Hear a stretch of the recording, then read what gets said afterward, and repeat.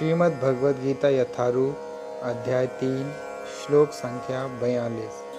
इंद्रियाणि पराण्याहुर इंद्रियेभ्यः परं मनः मनसस्तु परा बुद्धि यो बुद्धेः परतस्तु सः।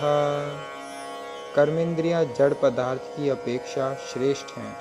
मन इंद्रियों से बढ़कर है, बुद्धि मन से भी उच्च है और वह आत्मा बुद्धि से भी बढ़कर है।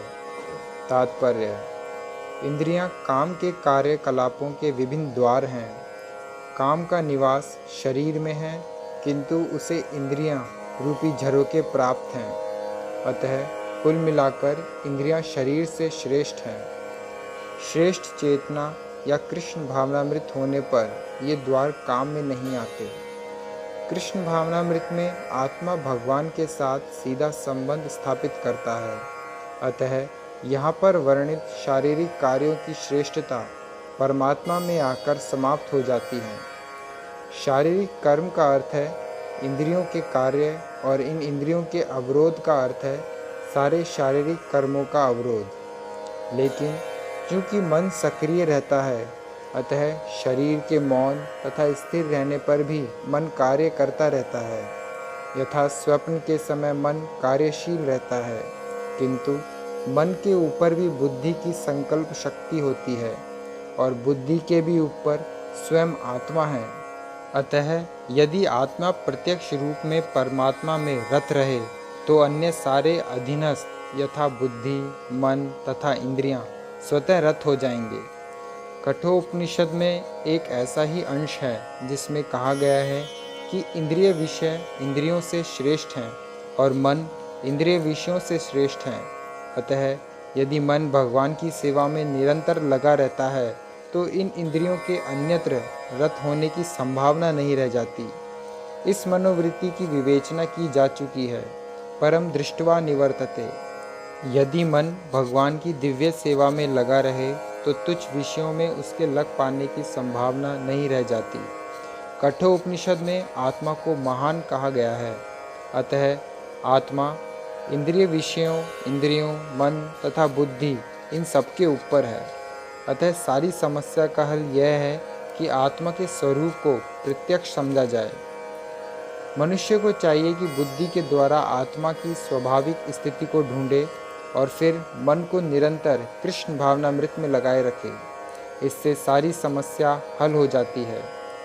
सामान्यतः नवदीक्षित अध्यात्मवादी को इंद्रिय विषयों से दूर रहने की सलाह दी जाती है, किंतु इसके साथ साथ मनुष्य को अपनी बुद्धि का उपयोग करके मन को सशक्त बनाना होता है।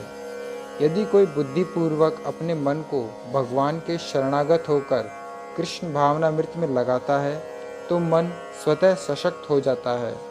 और यद्यपि इंद्रियां सर्प के समान अत्यंत बलिष्ठ होती हैं, किंतु ऐसा करने पर वे दंत विहीन सांपों के समान अशक्त हो जाएंगी।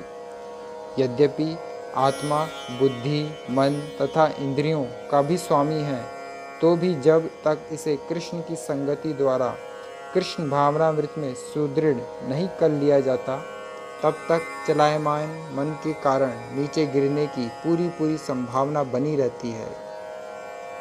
श्रीमद् भगवद गीता यथारूप अध्याय 3 श्लोक संख्या 43।